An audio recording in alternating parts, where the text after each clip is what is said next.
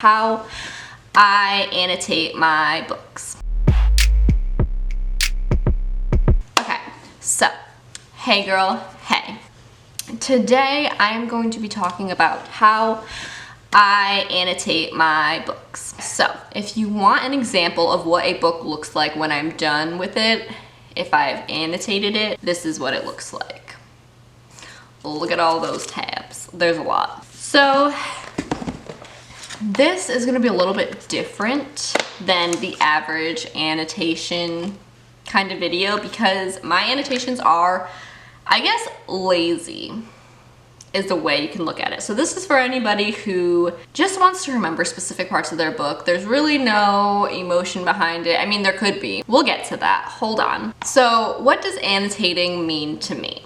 Annotating my books is when I personally have like a stirring in my soul, basically. So whether that be like a beautiful quote, a part of the book that makes me go, ah, a part of the book that makes me go, you know, anything like that, where I feel compelled by this book to either feel something, say something, do something, feel a specific emotion, that is when I will annotate it. And also if I have something to say. And that's important because I do that with every single book. There is no like rhyme or reason other than it's something significant to me as a person. So it's a very personal thing when I annotate my books. So like I said, I underline with a black pen anything that I find significant or interesting or whatever, and it must be black. There's no color coordination. The first time I read it, I write in black, and then the second time I read it, I will underline in a different color.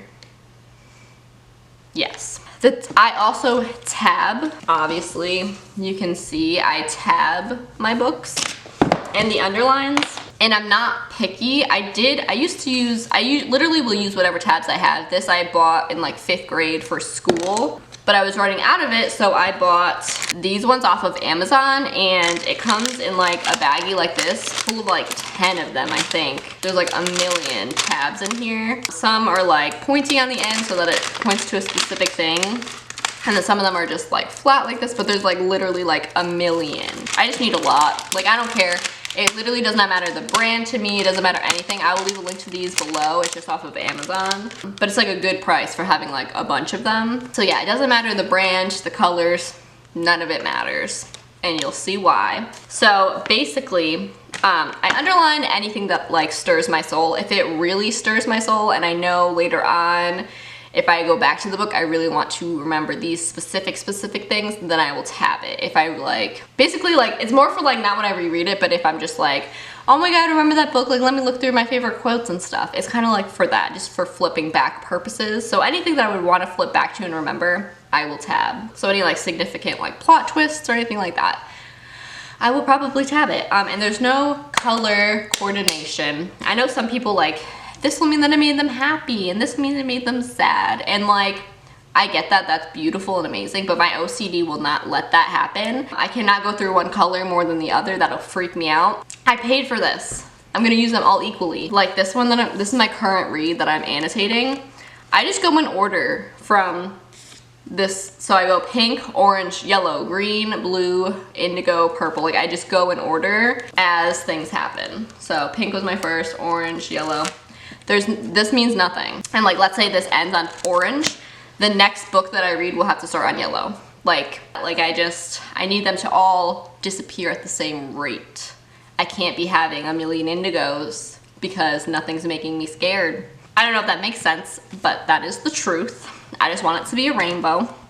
Chronological order. So I also write in my books. We'll use the power because this one is the one that like I did a lot of annotations in, and I'll just like, I will underline it, tab it if it's really important, and then write my thoughts down. I will write down my thoughts too, just so I can look back on it. It's almost like a diary, honestly, as I'm reading it, so I'll really know what was going through my head, why I underlined it, because I used to just not even underline, just tab it, and I couldn't remember what I was trying to remember, and it just doesn't end up well. So I need to underline it and also write down why I'm underlining it, what's going on in my head, what's so significant about this, you know? So I can look back and I can remember. If I really have a lot of things to say, which does not happen all that often, I will sticky note it and just write down like a novel inside of a novel. And isn't that amazing? Another thing that's different to me than other people who annotate is I do this to every book I read. Even if it's not like a particularly amazing book, even if I don't like the book, I will underline things and be like, wow, this sucked. What is this sentence? What is this author thinking? You know, I just have a lot of thoughts and I like to remember what the thoughts are and why I hated that book so much. So like this book, you see how many tabs I have in it? I had so many thoughts throughout this entire book. This was not a 5-star. This was a 4-star book. This book I did not love crazy much. I thought it was really good. Very, very thought-provoking, obviously. A lot of really good quotes, written beautifully, but there was just some things lacking in it that, you know, and I think I wrote like some of the things that I was like, wow, I wish they did this. This would make it a 5-star book, you know? So yeah, this doesn't mean that I love it. Like I don't have to annotate it.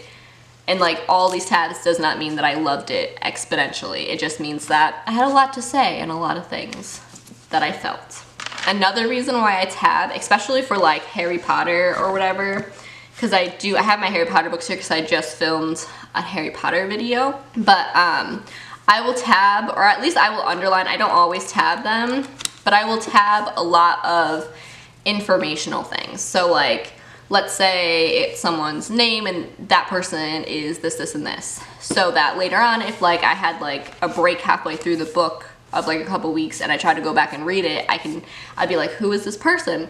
I can look back and I remember I underlined it and I can figure out who the heck they were or what this place is or what this spell means or anything like that. So like in the third book, when I found out what a Patronus was, you know your girl was underlining that shit because I did not know what the hell a Patronus was. So that's fine. But yeah, so I use it to remember things and just make things stand out. In self-help books, like I will underline like the important quote, like what this one chapter is really about, this one sentence, I will tab it. If there is like a physical like thing to do, like homework, like lists to make or whatever, I will leave a tab there so I can go back and do it and all that good stuff. But yeah, so that's how I annotate. It's not very scientific. It is not emotional like some people's where like they put pink where they love things and I don't know. I can't do that. So this is my lazy annotator thing that I do. And if you resonated with this in any way, please leave a comment below and tell me how you annotate your books, if it's similar than mine or different than mine. I'm genuinely curious and I'd like to know.